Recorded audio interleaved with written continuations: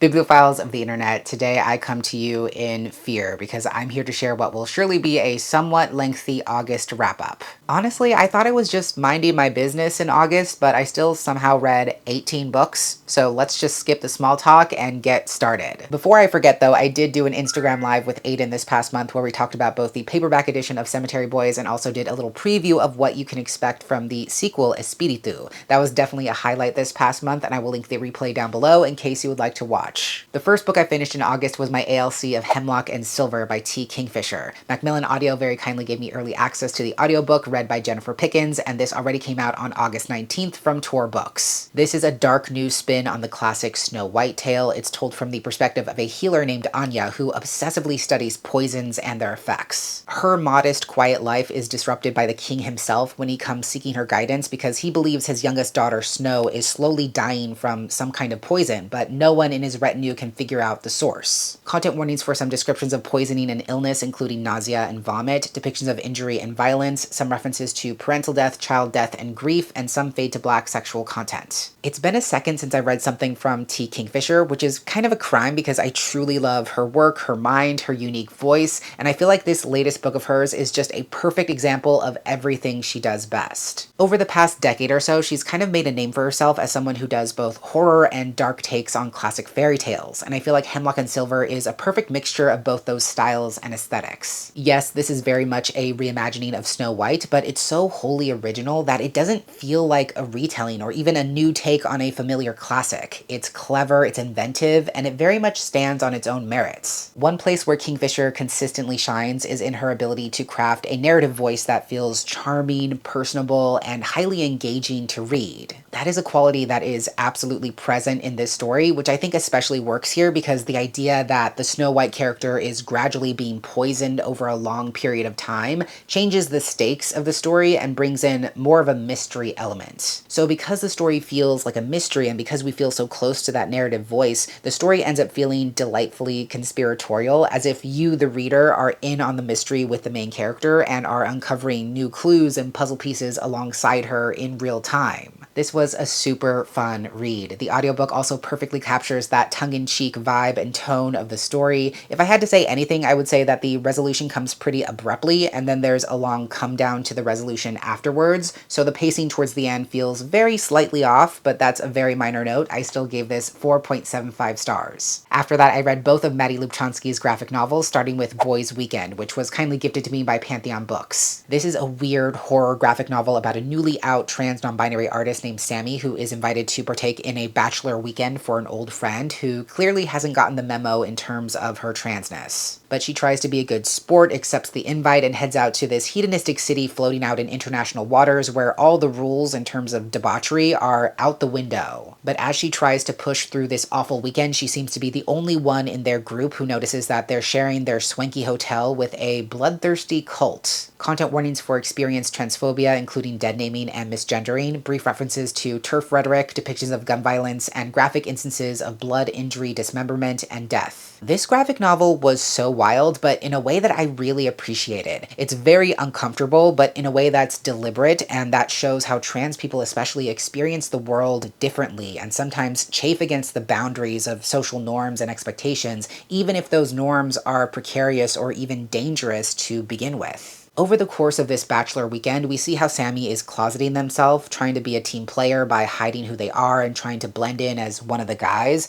and that violence of contorting themselves into something they're not really mirrors the kinds of violence they're being forced to partake in under the guise of entertainment. At the end of the day, I think this is a story about railing against the urge to hurt ourselves or devalue ourselves for someone else's comfort, and how we can't keep reaching for people and things that are not reaching back for us and that are not adding something to our lives instead of taking something away. The story is using horror and violence to show a cathartic release once Sammy realizes that they can't change themselves for people who refuse to change for them in turn, and sometimes wanting to save someone or save a relationship just isn't enough. So there was definitely a lot to think about with this graphic novel, and overall I thought it was pretty solid. I gave it a strong 4 stars. I followed that up with Maddie Lubchansky's most recent release, Simplicity, which recently came out on July 29th, once again from Pantheon Books. This is another adult horror graphic novel set in the distant future where most of the states in the US have separated into these independently secured territories, but there's a sort of socialist group that still lives off the land out in the Catskills. The main character is a trans man named Lucius who is assigned to go live among this community for a time and learn their ways so that he can document it for a future museum project. However, when he goes out there, people start disappearing and weird shit starts happening. Content warnings for brief depictions of animal death and animal cruelty, some depictions of police brutality, some instances of body horror, graphic depictions of death, gore, and violence, and some sexual content. Even though there's obviously a lot of stylistic and thematic crossover between this and Boys Weekend, this graphic novel was so different in aesthetic. If you're more into woodsy horror and monster fucker type stories, this is definitely for you. This story really delves into the question of what it means to do harm, whether it's with quote-unquote good intentions or a completely unconscious choice. Lucius, for example, feels like he's doing worthwhile work by connecting with this community, trying to preserve their history, but he's also knowingly conducting that work on behalf of a corrupt billionaire and a corporation that he knows sees no value in people or things that don't bring them capitalistic gain. So there's a tension there between intention and impact. And I think more broadly, this comic is really exploring how even though we might partition ourselves off from each other and from the system at large,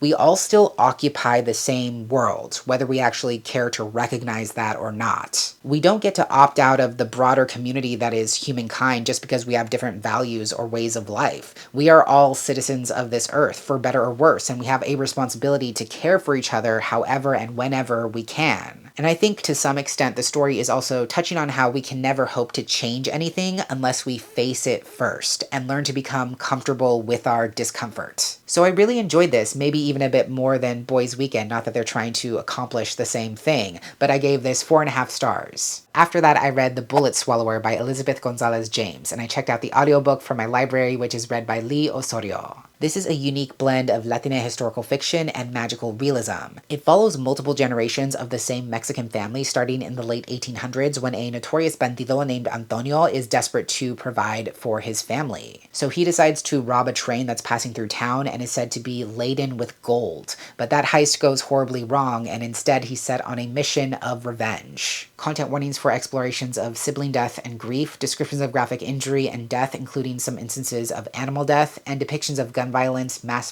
and mass death. I'm glad that I finally made the time to read this one because it's an incredibly unique and memorable multi-generational story that is epic in pretty much every way a story can be epic. One thing I really love to see is a reclamation of the Western genre, which has been historically whitewashed, even though a great deal of the people we would consider to be cowboys were actually people of color. So I love getting to see a distinctly Mexican take on a classic Western epic. And to me, this story is really showing how the choices we make today ripple outwards towards the future in ways that we can never possibly predict, and how the burdens we shoulder don't just magically disappear when our lives end, but are often inherited by those we leave behind. So that generational trauma, those inherited cycles of generational violence exact their own price, and over time can come to be understood as what we call a family curse. And I'm really interested in what the story has to say about how much of that inherited trauma is actually some kind of twisted cosmic fate, and how much is just unaddressed pain that we use as an excuse to never grow or change. If we look back at our family and our history and just decide that it's always been bad and we're suffering the effects of generations upon generations of bad choices, that allows us to then avoid taking accountability and exacting agency over our own fate. But at the same time, it's also important to acknowledge that there are systems in place that allow certain people to fail upwards and others to only continue failing further and further downwards, in which case inheriting those downward trajectories can be inevitable in some ways. So this is very much a story about what do we do with the choices that have already been made for us, and what do we do with the choices that are still in our power to make. I do think the story could have been tighter in some places. It does lag from time to time, and some of the nonlinear interstitials didn't always work in my opinion, but this was definitely a Western epic with a really interesting cosmic magical edge, and I gave it a solid 4 stars. After that, I had this random, irrepressible urge urge to marathon through a Cat Sebastian series, so I did. I'll try to rapid fire through these, starting with The Soldier Scoundrel. I listened to the audiobooks for every book in this series, the first 3 of which are read by Gary Furlong. This is a queer historical romance series. The first book is about a semi-reformed criminal named Jack Turner who now uses his criminal past to help provide discreet services to people in need, especially women who find themselves victim of patriarchal violence or injustice. One day, a former soldier named Oliver finds out that Jack has been providing some kind of under-the-table service to his sister, and in demanding to know what exactly this mysterious service was, he ends up getting tangled in Jack's ongoing work. Content warnings for descriptions of war and war-related trauma, non-graphic allusions to sexual assault and domestic abuse, descriptions of injury and chronic pain, explorations of classism and patriarchal violence, non-graphic references to death and rape,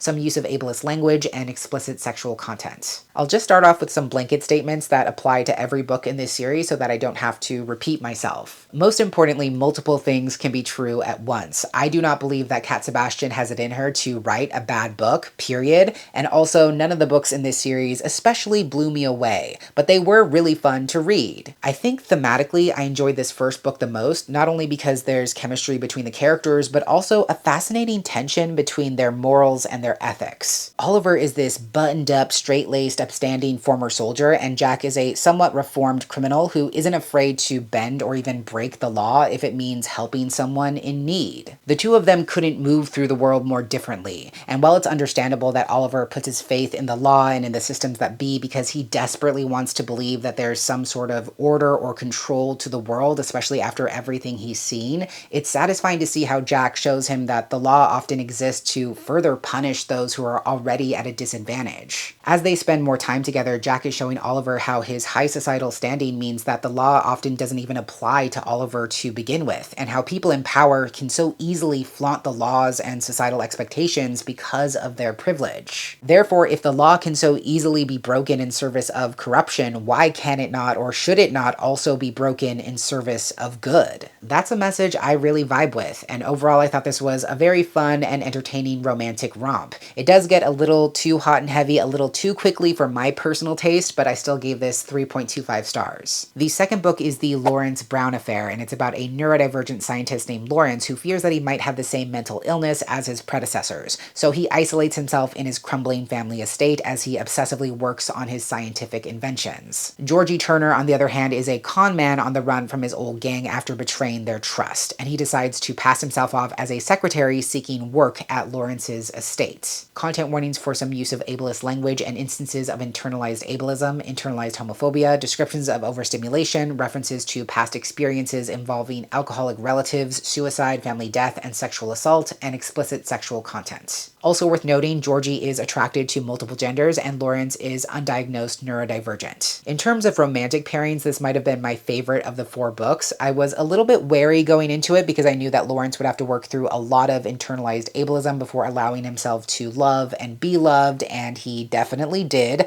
but I found it to be a very heartfelt romance. I'm a simple person. I enjoy a romance with an unlikely pairing who come to depend on each other and need each other in more ways than they ever could have expected. It was a delightfully domestic story as well. I just enjoyed my time with this and I gave it 3.75 stars. The third book is The Ruin of the Rake, which is about a known rogue and libertine called Lord Courtenay who's never much minded negative attention, but then a salacious novel is published that is allegedly based on his own exploits, and he quickly finds himself a social outcast. To reform his image, he's forced to spend time with the prim and proper Julian Medlock, and they figure if they can leverage Julian's high social standing, they might be able to restore Courtenay to proper society. Content warnings for references to sibling death and grief, explorations of parental estrangement, descriptions of chronic pain and illness, and explicit sexual content. This was also very enjoyable. In terms of classic romance tropes, this might have been the tropiest of all 3 books in the main trilogy. I love a forced proximity romance, I love a social contract turn something more romance, I also love a rogue who secretly has a heart of gold, and that is definitely Courtenay to a T. He puts up a really strong front, but he secretly craves care and kindness and softness, So it's really satisfying to see him gradually learning how to not only accept those things for himself, but also to ask for them in the first place. And I appreciate how that extends beyond just the romantic or physical dynamic and into other areas of his life where he also needs that growth and that confidence. Overall, I thought this was another solid romance where the chemistry and the pull doesn't just come from the fact that the characters inhabit very different social classes,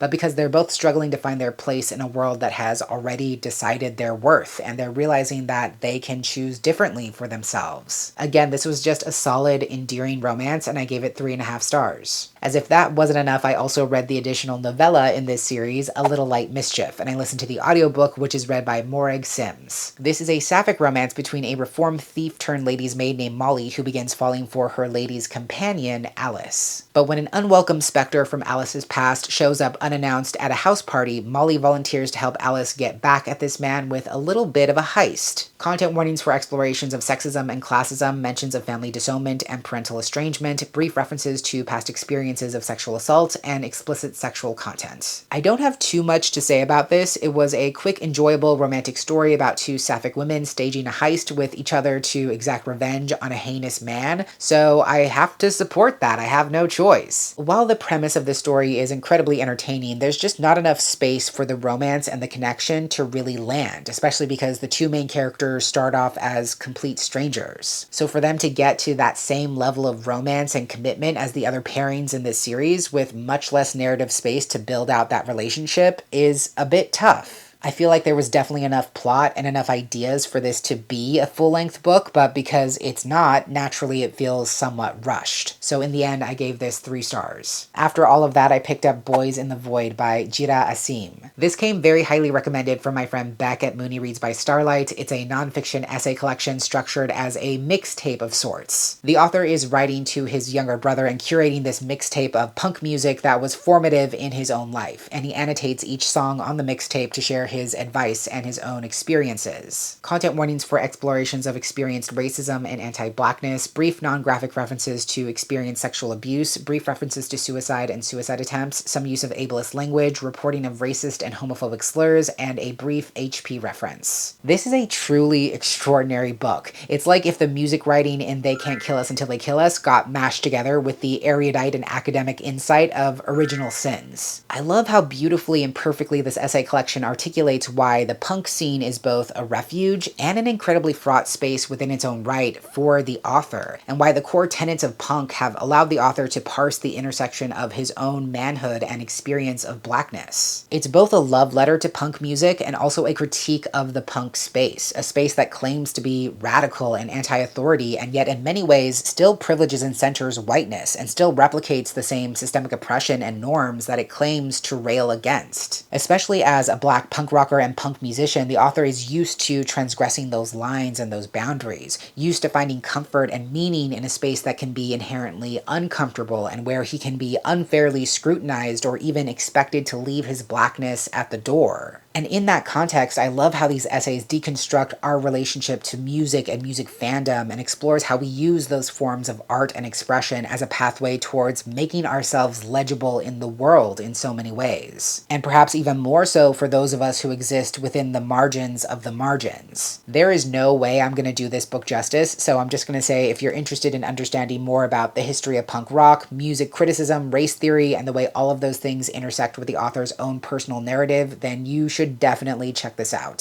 So much of this book absolutely hit home for me, and I think it was written so brilliantly, so I had no choice but to give it 5 stars. After that, I read through the entire Forever Desert novella series by Moses Ose Utomi. I recently shared a reading vlog where I give my spoiler-free thoughts on all 3 books and the trilogy as a whole, so I will have that link down below as well in case you would like to watch. Then on a wildly different note, I picked up my arc of It Had to Be Him by Adib Khorram, which should be out by the time you see this. It was set to release on September 2nd from Forever Books. This is Adib's second adult romance. It's following another character from the main friend group we were introduced to in I'll Have What He's Having, although it very much stands on its own. It's a second chance romance about an Iranian-American man named Ramin who proposed to his longtime boyfriend only to be rejected in public on the grounds that he's just too boring. So he spitefully decides he's going to prove his ex wrong and spontaneously books a trip to Italy for 8 weeks. There he perhaps fortuitously runs into Noah, an old friend from high school who also happens to be his unrequited high school crush,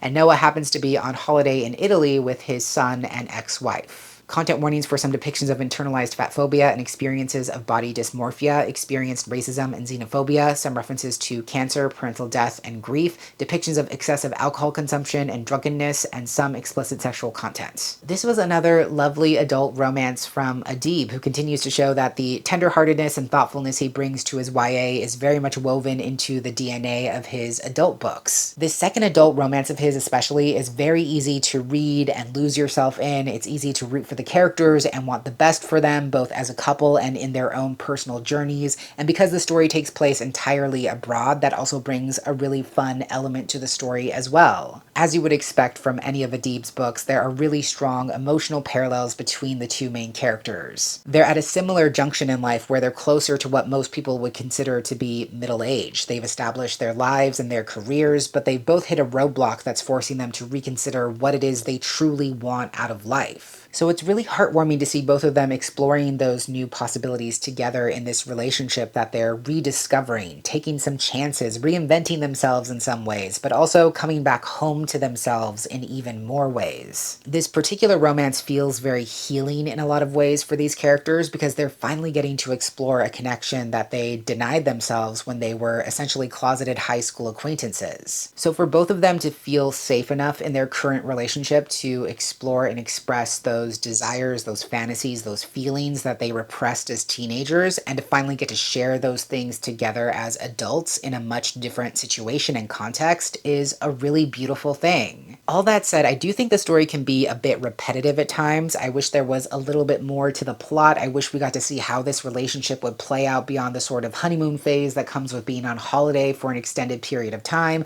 but this was still a really endearing and enjoyable romance that I would give a solid 4 stars. Doing another complete 180 after that, I picked up the sequel to The Tainted Cup, which is A Drop of Corruption by Robert Jackson Bennett. PRH Audio kindly granted me access to the audiobook, which is read by Andrew Falaise. Like I said, this is the second book in the Shadow of the Leviathan series. It's a blend of fantasy and classic mystery following a Sherlock Watson-type duo named Anna and Din, who are called to once again solve a very perplexing case. This time there's a treasury officer who was visiting a remote city on the fringes of the Empire and who was last seen locked into his quarters where all the entrances and exits were sealed, and even though no one else was seen coming or going from that building, this officer somehow vanished without a trace. Content warnings for references to parental death, descriptions of nausea and vomit, some body horror, non-graphic sexual content, and expressions of classism, xenophobia, and possible anti-indigenous sentiments. Also worth noting, Din is a queer man attracted to multiple genders, and he's also canonically dyslexic, and Anna is very heavily coded as neurodivergent. This was another exciting, fascinating installment in this fantasy mystery series. I love the duo at the center of the story and how they continue to be so delightfully mismatched, but also complement each other in really wonderful ways and sort of make up for what the other person lacks. This second book especially has a really great locked room murder mystery plotline. For me, part of the appeal of the mystery genre is trying to piece everything together alongside the characters and see if you can't figure it out before they do.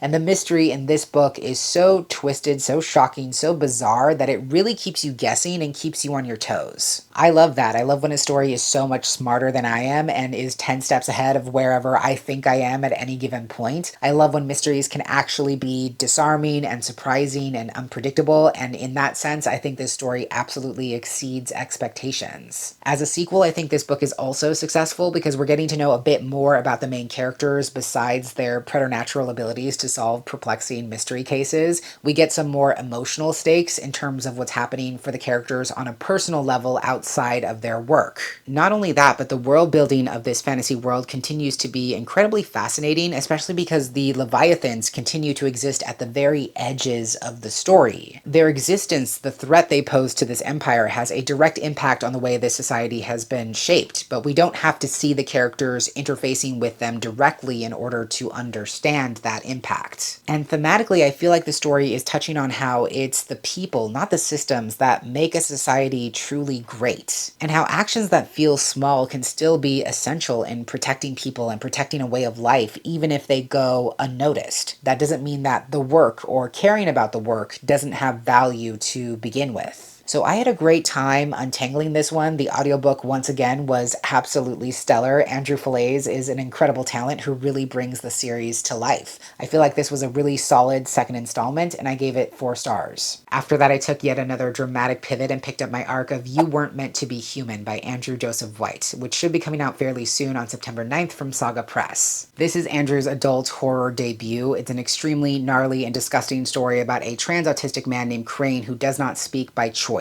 and he was able to find himself, transition, and find a purpose in life when he was taken in by this hive of sentient flies and worms. It's kind of like a cult where these creatures exact their will over the people who follow them, and when Crane unexpectedly becomes pregnant from his asshole boyfriend, the hive demands that he carries the child to term, even though that's not at all what Crane wants for himself. Content warnings for graphic descriptions of pregnancy, miscarriage, abortion, childbirth, and child death, graphic depictions of suicidal ideation, self-harm ideation, violence, sexual violence, and abuse, and some explicit sexual content. This was wild and brutal and incredibly intense, to say the very least. I read this book in like a day and a half because it has that propulsive readability, because the stakes are so high, because it's so intensely uncomfortable, because it's driven by this palpable sense of hatred and rage. It's very hard to look away. This story and the characters in it are intensely fucked up. It's not the kind of story where anyone gets redeemed. Everyone is a horrible person. It's not even attempting to portray a dark, twisted sense of hopefulness, but rather just provides an absolutely vicious sense of catharsis and release. I love how the story portrays pregnancy not as this beautiful, miraculous thing, but rather as a form of body horror in its own right. And that tone, that lens, is especially effective in how it mirrors the way that many trans people experience not only gender dysphoria, but also a sense of helplessness that often comes from not having agency over our own bodies in many ways. There's a lot of grief there for Crane, especially because he transitioned so that he could live, and he fought really hard to be seen as himself and live as himself on his own terms. And all of that is erased in a moment because of choices that he didn't get to make. And of course, that parallels the real world experiences of outside forces policing trans lives and trans bodies, which a lot of people don't realize is a form of violence. And this story provides a very literal take on that violence. I would actually say if you've read any of Andrew's other books, what you'll find in this book isn't really a huge departure from anything he's done before content-wise. There's a lot of precedent for the things you see in this story. It's just handled differently and presented in a way that's much more heightened and intense. This might sound wild, but I feel like this story could have stood to be even darker and even weirder. For me personally, I needed a bit more in regards to the hive itself. I think that needed to be much more present in the story. I needed to know so much more about that dynamic to really and truly buy into it, but that's just my 2 cents. This was still incredible work, and I gave it 4.5 stars. Then for August, my patrons voted for me to read the Monk and Robot duology by Becky Chambers. Technically, I listened to each novella individually as an audiobook because the audiobooks are read by one of my favorite voice actors, M. Grosland, but these books are also available as a bind-up, so I'm going to talk about them as one book. Broadly speaking, the Monk and Robot novellas are cozy sci-fi stories. They follow a genderless monk known as Sibling Dex who leaves their life in the city behind to pursue a quieter lifestyle as a tea monk, which is someone who listens to other people's troubles and brews them the perfect cup of tea as a sort of remedy for those problems. One day, as Sibling Dex is going about their travels, they run into a robot, which is strange because when robots gain sentience, they decided to completely extract themselves from the human world and live separately in the wild. But now this robot has returned, and its mission is to satisfactorily answer the question of what it is that humans need. Content warnings for brief, non-graphic references to animal death. I don't think I have too much to say about this duology that hasn't already been said. It's very much the gentle, cozy sci-fi series that everyone says it is. It's a very intimate, quiet story about these 2 characters who are trying to figure out their place in the world and who find a sense of solace in each other that neither of them expected. The robot character Mosscap actually reminded me a lot of Roz from The Wild Robot, and I kind of feel like that series and this series come from the same family tree, so to speak. This story really does feel like if The Wild Robot was about a robot trying to understand all the peculiarities and nuances of humankind as opposed to animals and wildlife. But overall, I thought both of these novellas were incredibly lovely. I really appreciate the message about staying curious and staying in tune with yourself, resisting the urge to just go through the motions, because there's so much more to life than just doing what you think you're supposed to do because you think you're supposed to do it. And I feel like this duology is also making an argument for how making space for rest is necessary, not because it recuses us from our responsibility to the world, but because it allows us to regather the strength we need in order to better face the world and address its many issues. To me, it's exploring how there is a place for slowness, for softness, for quietude, but those are just very small pieces of what it means to live a fulfilled, satisfying, and meaningful life. So I'm glad I finally got a chance to listen to these. I did rate them separately because I listened to the individual audiobooks, but I gave the first book 4.5 stars and the second book 4.25 stars. And finally, the last book I picked up for the month was perhaps the complete polar opposite of cozy sci-fi. It was a chunky nonfiction book called Empire of AI by Karen Howe. PRH Audio kindly provided access to the audiobook, which is read by the author herself.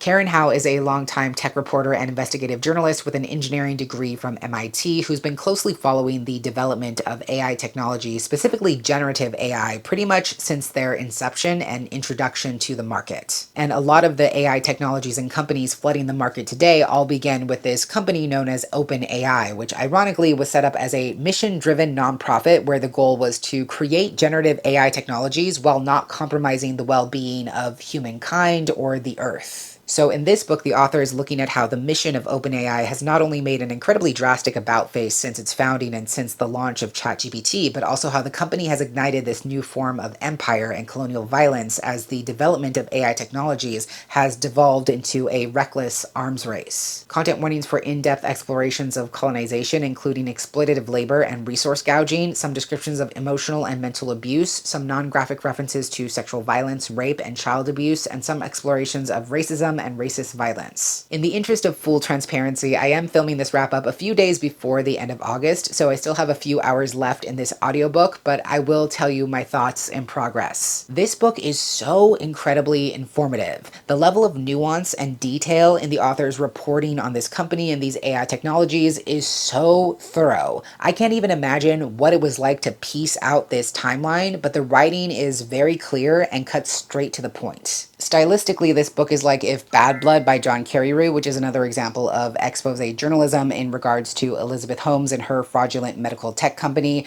met Codependent, which looks at the human costs of AI technologies. This book is like a perfect middle point between the two. So even though it's not emotionally charged, even though it's reporting facts and citing reputable sources both from inside and outside OpenAI, there is a level of drama to it just because the narrative of this company is so dramatic. Especially knowing what's at stake environmentally and socially on a global scale, it feels astonishing to see the kinds of choices these companies make. That's why even though I wouldn't say this is a fun read, it's a very necessary read, especially if you want to learn from an expert perspective exactly why generative AI technologies specifically are so dangerous and what exactly they might cost us as humans. And I think it's important to know who these billionaires are, who's in the room when these choices with massive global and societal implications are being made. How does who's in the room and who's not in the room impact the trajectory of those choices? And who is ultimately going to have to pay the price? And what exactly is that price going to look like? That's what I feel like this book really offers. And I'm also kind of in awe just thinking about how the author is not only tracing the narrative of OpenAI as a company, which is already incredibly ambitious, but also slowly building up this argument in parallel about how the continued development of these technologies has become the new face of colonialism and colonial violence. But I also wouldn't say that this book is trying to instill its audience with a sense of powerlessness or hopelessness. It's actually reminding us of how these technologies are not, in fact, infallible, essential, or inevitable. We don't have to comply in advance just because it feels like there's a new AI tool you didn't ask for every which direction you turn. And because AI companies are just the newest iteration of empire and colonialism, it has been historically proven that all empires eventually fall. Like I said, I still have a little bit to go in the audiobook for this one, but I think it's easily going to fall anywhere between 4.5 stars and 5 stars. And even though I have not finished it yet, I still would absolutely recommend it. So there you have it. Those are all the books I read in August. As always, if you've read any of these yourself, or if you plan to, feel free to stop by the comments down below and let me know your thoughts. Thank you so much for watching. I hope you enjoyed, and until next time, educate yourself, be kind to yourself, take care of yourself and others, and I will catch you on the flip side of the page.